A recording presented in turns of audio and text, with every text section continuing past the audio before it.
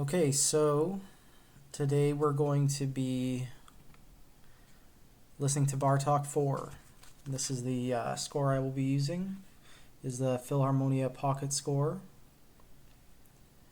number 166. And the format's a little bit different today because I don't have a PDF of this one, and I can't be bothered to go on IMSLP. I'm just going to be using this thing. And yesterday we looked at Bartók 5, which was a great listen.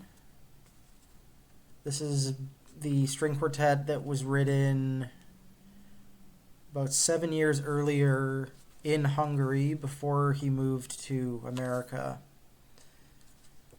And this was the last quartet he wrote before moving to America. It's dedicated to the Pro Art Quartet, but I believe the premiere was by a different string quartet. And we do have some notes here in this pocket score. The work is in 5 movements, which correspond in character to classic sonata form. I'm not sure what they mean by that. Most classical string quartets are in 4 movements, but I'm sure the first movement's in sonata form. Let's see. The slow movement is the nucleus of the piece. The other movements are, as it were, bedded around it. The 4th movement is a free variation of the second one. 1st and 5th are of identical thematic material. So you heard it here. It is a arch form. In the 5th quartet, we saw that too, but it was fast, slow, fast, slow, fast. And a lot of the movements were also arch forms in and of themselves. This one, it seems like we have 2 fast movements, a slow movement, and 2 more fast movements.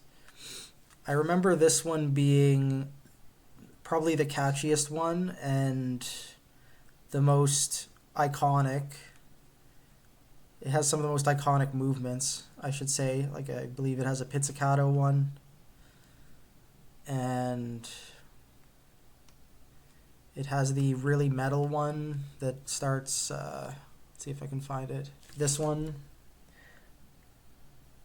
right, with the quadruple stops and the offbeats in the cello. It's a very distinctive opening. And then the nucleus of it here is this slow movement, which starts with the cello solo. And it's like the quintessential example of night music in Bartók, in my opinion.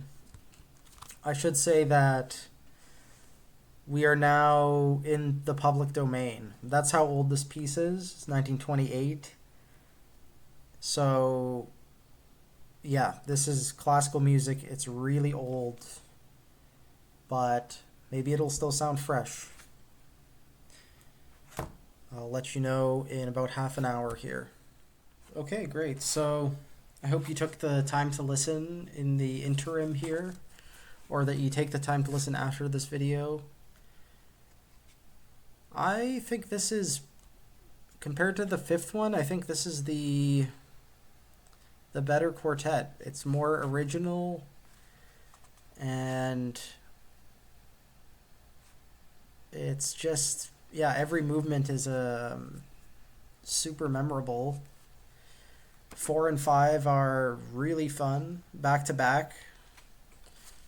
And I think the 5th one, I like the first movement better and its main theme better than the first movement of this one. But this one, all the other movements are great too.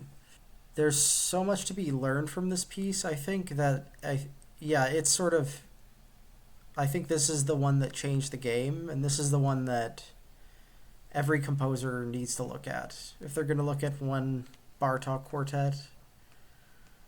Like, if you take the 3rd movement, for example, like this stacked chord of double stops at the beginning at a quiet dynamic, so cool. Non-vibrato versus vibrato versus sempre vibrato. I'd never thought about that before. The cello solo, how it goes from one register to the other, and each time it comes in a different register, each time it comes in at a different volume. piano espressivo, mezzo forte, then forte. Like just hearing the difference in sound, the like range of sounds that the cello can make at different dynamics, huge. The sol pont tremolo stuff and how metallic it can sound, switching between ordinaro and sol pont to like get the accents.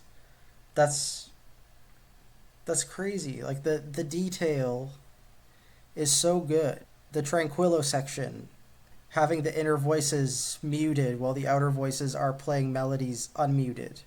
Having the violin solo at the end play on different strings. When I was younger, first listening to this, I didn't even know what these Roman numerals meant. I didn't understand that you can specify strings and it can change the timbre. And so I think from a pedagogical standpoint, it's like a super valuable quartet. So in summary, I would say that the fifth quartet is kind of like a sequel to this.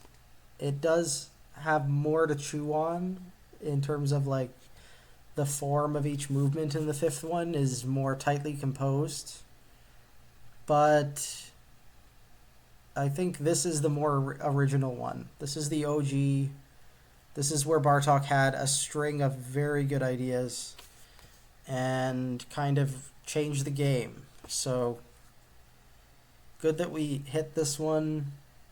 Tomorrow we're going to be looking at some Stravinsky, and that will probably be the oldest. Like tomorrow's piece will be the oldest thing we look at in the string quartet genre. So thanks for tuning in and listening to this with me. If you didn't listen to it, please do. It's a super easy listen. It's only 22 minutes long. And I think if you paired it with the third one or the fifth one, it could be a really intense concert.